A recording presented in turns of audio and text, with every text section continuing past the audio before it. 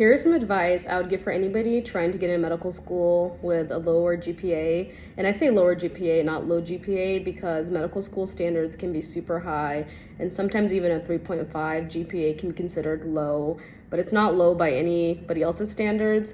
The first thing I would say is to not be defensive.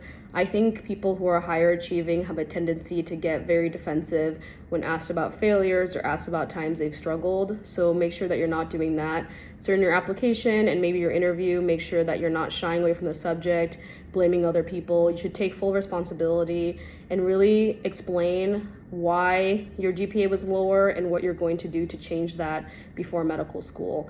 The other piece of advice I would give is to really look into yourself and figure out why your GPA was lower. Was it time management? Was it study habits? Was it personal stuff going on? Really make sure that you address that before medical school, because that will only be amplified in medical school.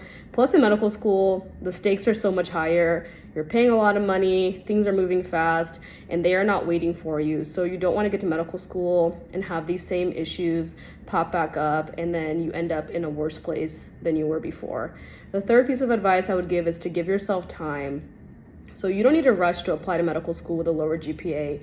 If you need to take some time to do a master's program, do a post-bac program, maybe take a gap year just to really figure things out, make sure you do that. I think that will really show that you're dedicated to this, you can do the work, and you'll be successful in medical school.